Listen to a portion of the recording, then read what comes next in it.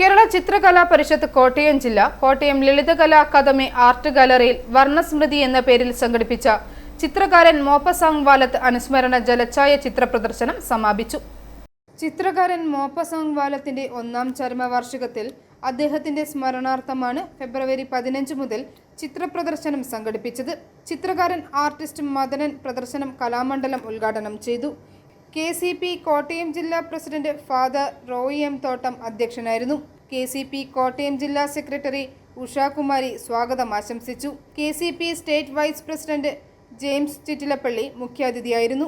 Udayakumar TR, cartoonist Prasannan Anikkad, ആർട്ടിസ്റ്റുമാരായ VS Madhu, Suresh Kumar എന്നിവർ അനുസ്മരണ പ്രസംഗം നടത്തി.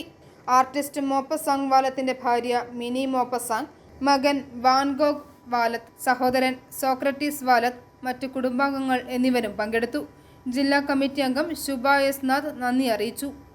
i4A news, Ettumanoor.